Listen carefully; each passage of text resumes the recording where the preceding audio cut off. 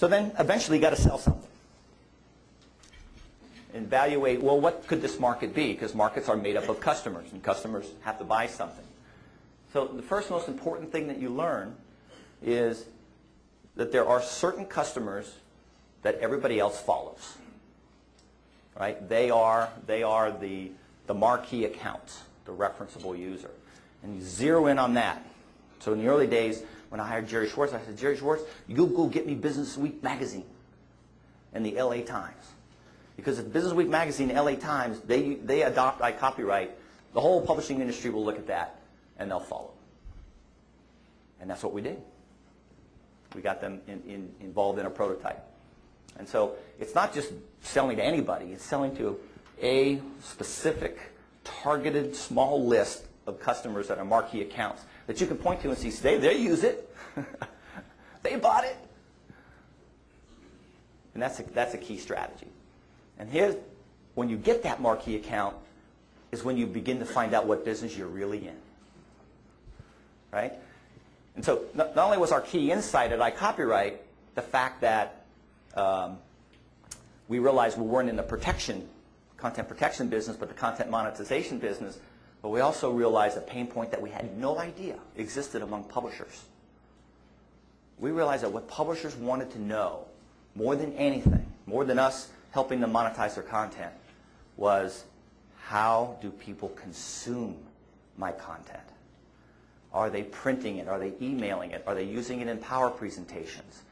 Who within an organization is looking at my content, consuming it? And because we're embedded in the page, we had this copyright licensing system, we had that data. And all of a sudden we realized that our business wasn't just helping them monetize content and helping them protect their copyrights, but it was providing them with data, insight, knowledge about how their readers were consuming their content. And that helped us refine the product even more once we had those marquee accounts. So, ask me, this is one of my other favorite stories. When I started this company, we built kiosks.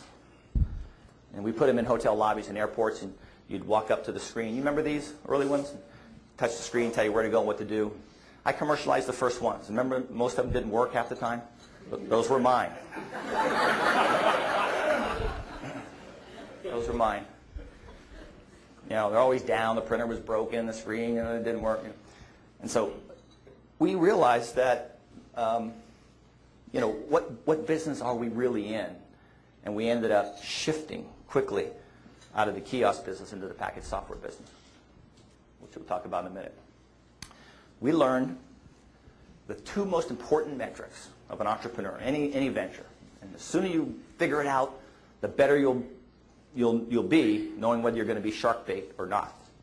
What is the cost to acquire a customer? And what is the long-term value of that customer? And so in the kiosk business, the cost to acquire a customer who would take the kiosk and put it in the airport or the hotel was about $25,000. That was our cost to acquire the customer. And that customer was willing to pay about $20,000. And then the long-term value of the customers, they would maybe replace the system every 5 years at most. Didn't scale. Didn't scale. So how do we fix that?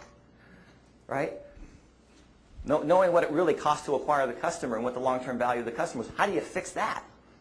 Well, we took this thing that drove the kiosk and we turned it into software where it cost $100 to acquire a customer and we sold it for $450. And it could be on millions of computers and go through all kinds of computer channels, and that scales. And so we found out what business we were really in. We weren't in the kiosk business, we were in the packaged software business. This was the forerunner of the PowerPoint, by the way. We had the first multimedia presentation software on the market years ago.